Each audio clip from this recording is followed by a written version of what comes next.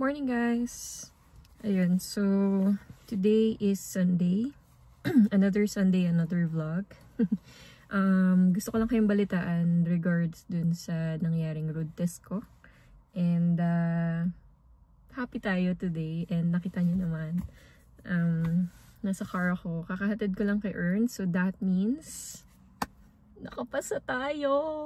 First try, nakapasa tayo. Papakita ko lang sa inyo yung score ko. So, sana kung mga nagkamali, meron naman akong deductions. Di naman tayo perfect, no? Yung exam ko, pinag-register ako sa Southland Registry nung instructor ko sa driving lesson. So, before yung road test, nagkaroon pa kami ng 3 lessons. Actually, may natitira pa kaming 5 talaga. Pero since tight yung schedule nung sa driving instructor ko, parang tatlong lessons muna, and then yung 2 natitira later on na lang. Pero I'm not sure kung i-grab ko pa siya, pero kasi yung lesson na yun is for downtown driving. Yun yung sabi niya, downtown driving, ganyan. So yun, actually, hindi niya rin ine-expect na makakapasa ako kasi sobrang kabado ko day before nung exam.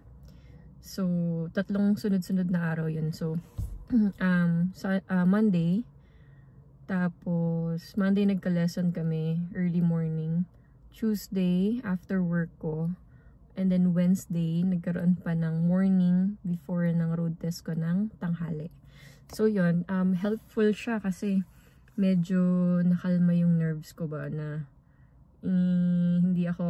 medyo na-relax ako, nawala yung anxiety ko day before. Yun nga lang, pero medyo siguro assessment ng driving instructor ko, hindi pa ako ready kasi nga sobrang ang dami kong misses, may mga overspeeding ako, may mga signs ako na nami-miss.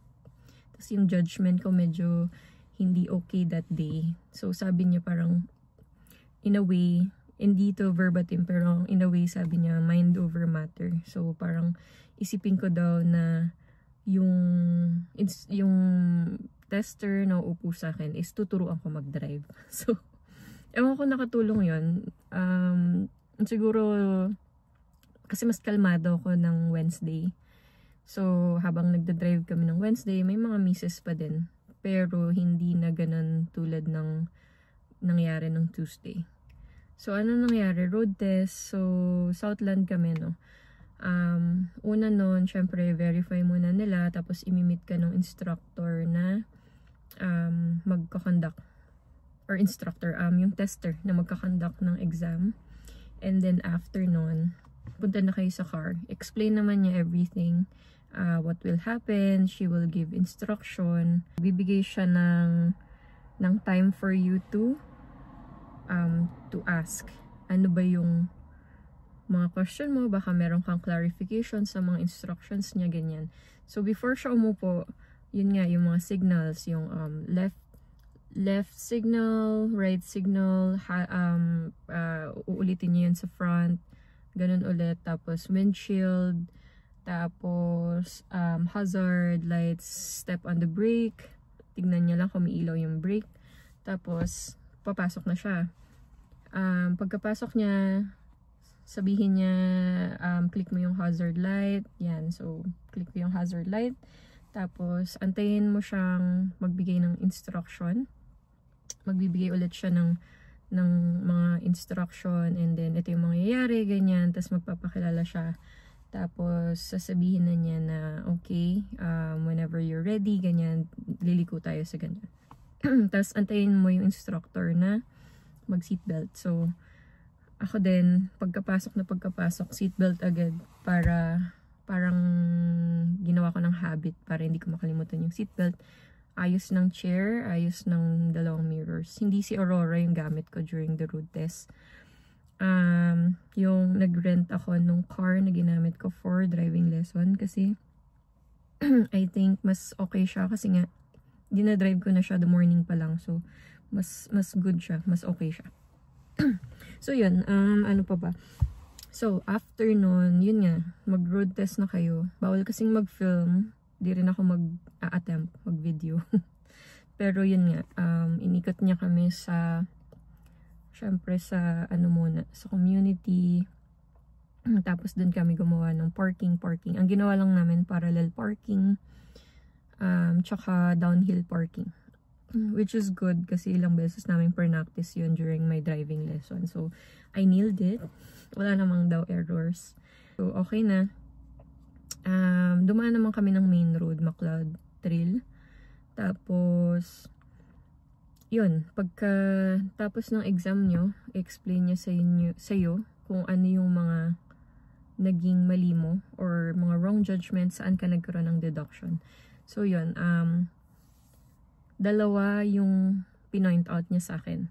Number 1, ito yung actually isasend nila sa inyo yung scoring system nila. Kita nyo dito. Ayan, yung dalawang merong remarks dyan. Ayan. So, first remarks is improper lane change, saka aggressive.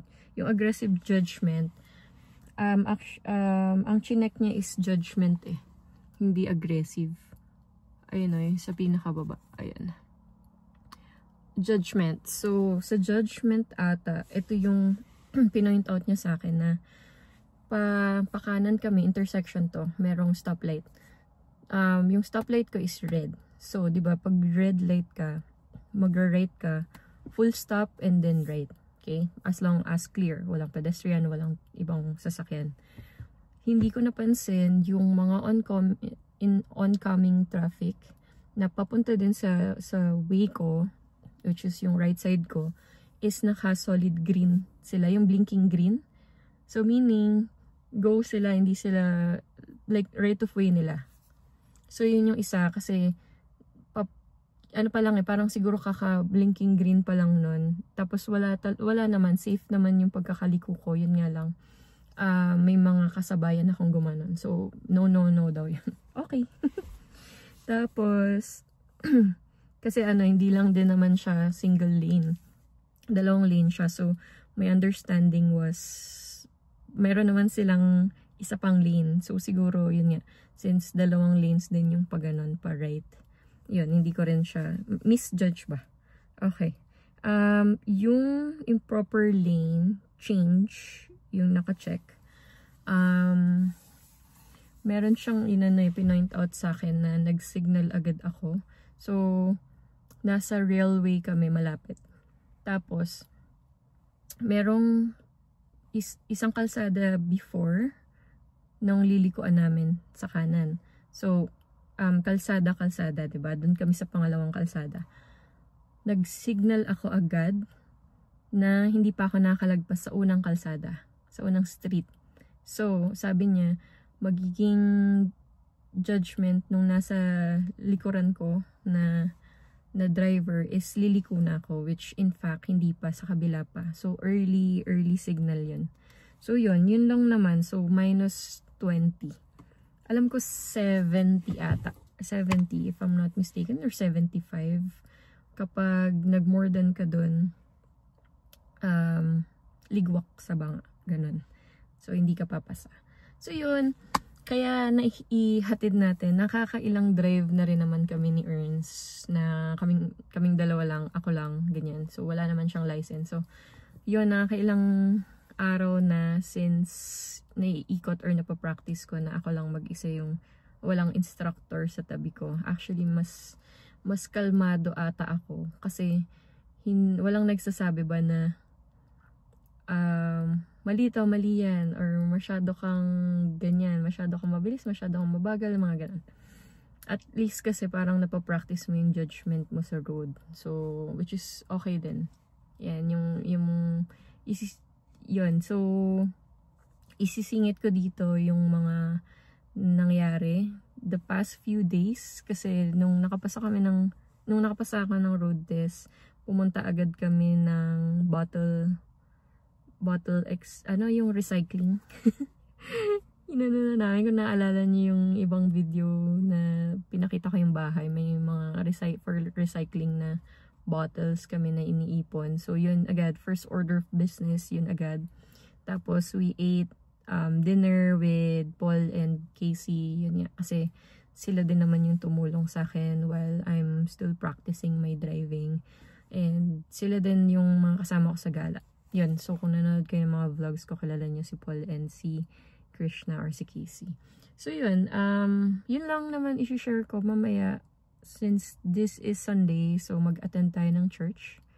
And then, susunduin ko si Ernst ulit. So hanggang 3 PM siya. So work. And yun, hindi ako nakakapag-video sa pag-drive. Unang-una, ayoko ding ma-distract. Number 2, hindi na vertical tong ano ko. Ito. So, bala ko siyang palitan. Yung nandito siguro sa may side ko para hindi ako distracted pagdating sa driving, yung nandito lang sa baba. Okay? Gusto niyo bang makita yung car? Teka ha. Hindi ko pa ata napakita yung interior ng car na talagang busisi ba. So, ito ay 2026 Honda HR-V. Ayan, so same lang naman siya. Wala siyang yung automatic seat arranger.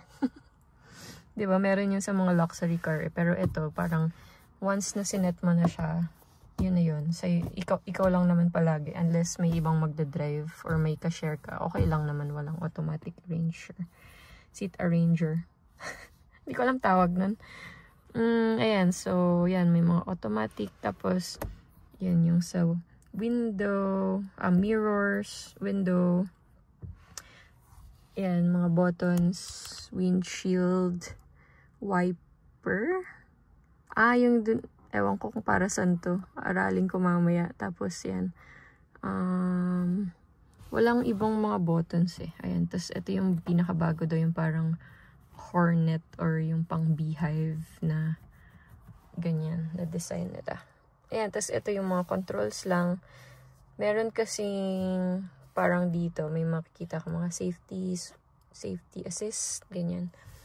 Tapos, ito, hindi ko pa ito nagagamit kasi, well, I'm trying my best na manually, alam mo yun, safety measures. Pero, ito yung mga, kunyari, long drive, tapos gusto mo safe distance, hihinto siya or babagal siya or bibili siya once na na-detect niya na yung distance na sinet mo is wala na sa front car, parang ganun.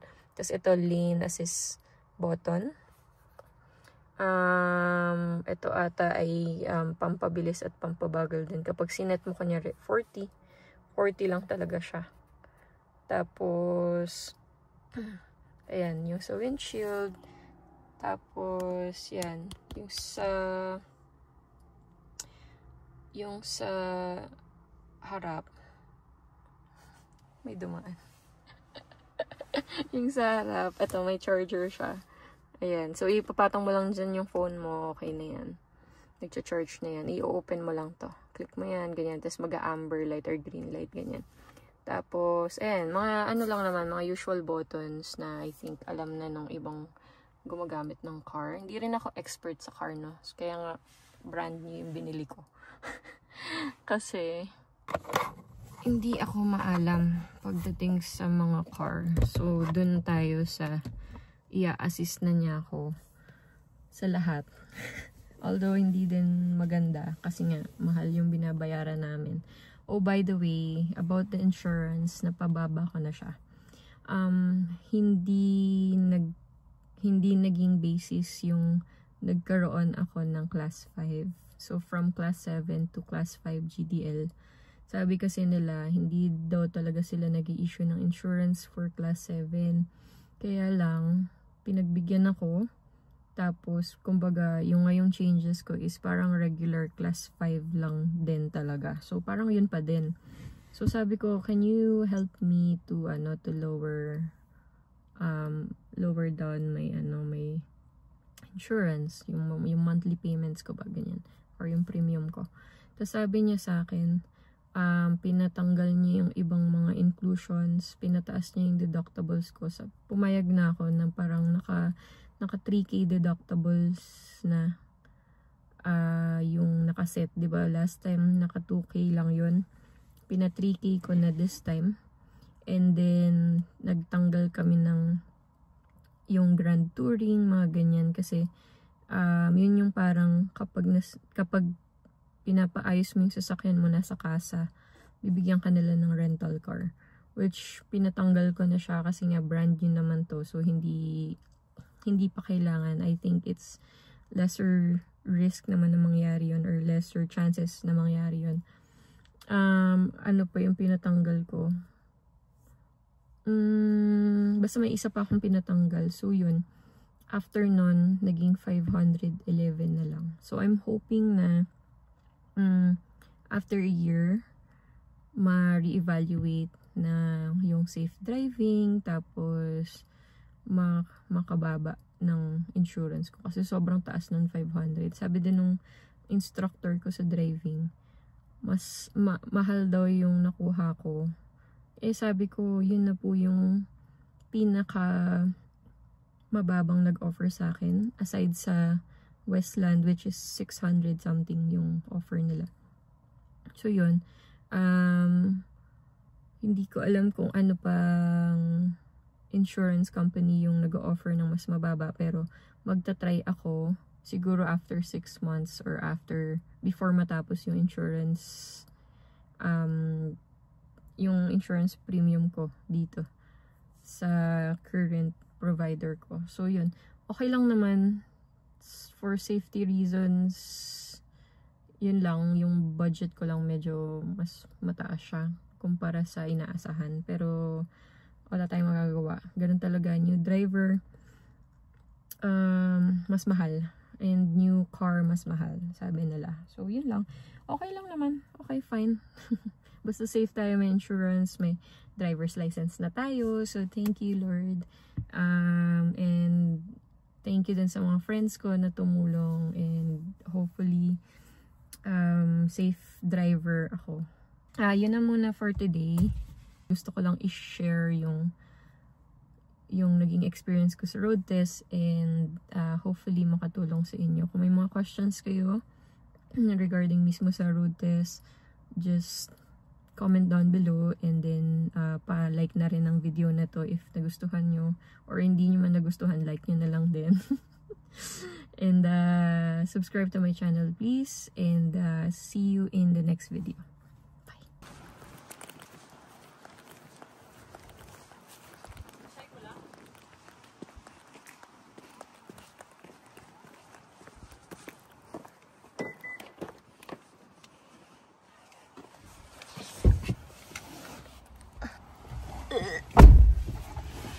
Ingat. Bango man. Mabango man. Hindi ba na kayo? Can you? No. Hindi ko nakuha. Ay, nakalimutan ko yung pang yung pang hello.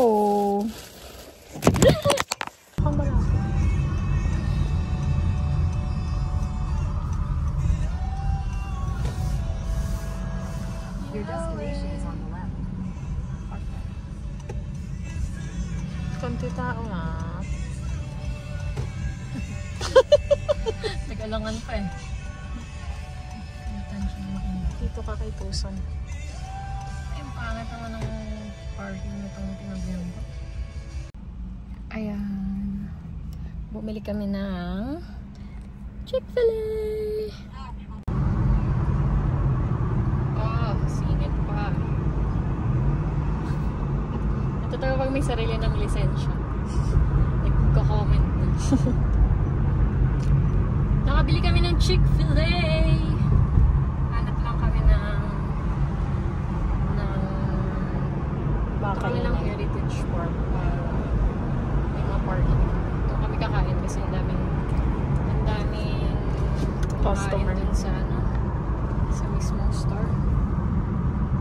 So punta kami ng Heritage Park.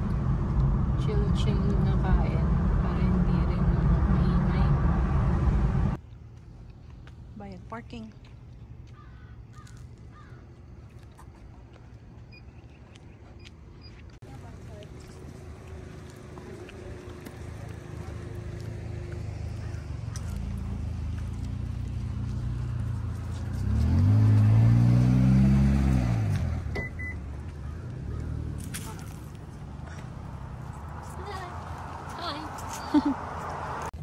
Hi guys! Dito kami ngayon sa Heritage Park. Ito, pakita ko. Ito ang view. Yan. Lake view. Tapos yun yung Heritage Park. Doon. Pwede yan puntahan. Museum. Heritage Park Museum. Tapos ito, isang buong parking lot lang to. What did you get? Ano nga yan? Pretzel. Teka. Spicy, basta spicy. Basta yung Pretzel Club Spicy Meal na may fries and lemonade. Tapos sa'yo. 15.65.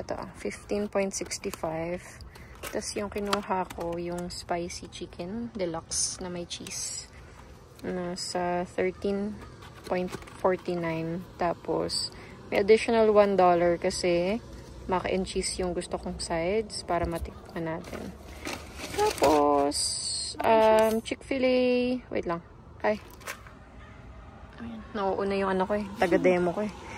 Tapos, Chick-fil-A sauce. Walang charge. Oh. Tapos, ice cream cup. Ice cream na nasa cup. $2.09. So, total is, magkano ba ito? 35 plus tax. Okay? Okay, let's eat. How far?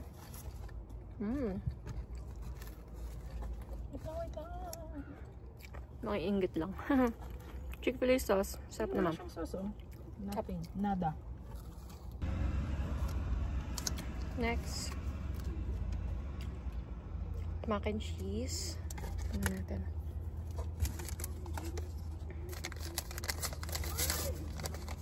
Mac and cheese. Masarap. May medyo parang burnt sa fairness. Effort.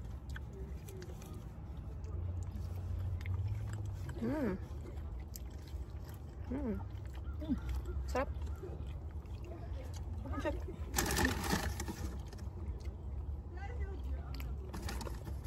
Sarap, no? Ang kalang mo. No? Huwag lang sumakit yan. Sarap yung fillet na sauce. Ito na. Spicy chicken deluxe. May sauce ba? Open mo. Tada. I don't think so meron. Ay, wala nga. Kailangan mo lagyan. Sabi niya kasi pang... Hindi kasi pag umorder ka online, ikaw yung maghahanap ng sauce mo. Na ilalagay. Pwede lagyan ng Chick-fil-A sauce. Parang mustard Parang hindi. Pero parang may mix ng something. Tinik mo. Parang mustard naman. Parang honey mustard. Parang ganun. Yung lasa ng Chick-fil-A sauce. Let's try. Dito pala mag-ano.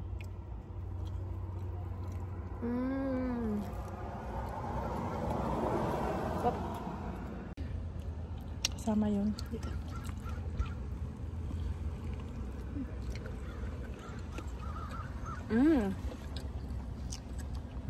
Paras lang. Hirap kumain na. Tinapay lang yung pinagkaiba. Tsaka yung cheese. Ibang cheese eh.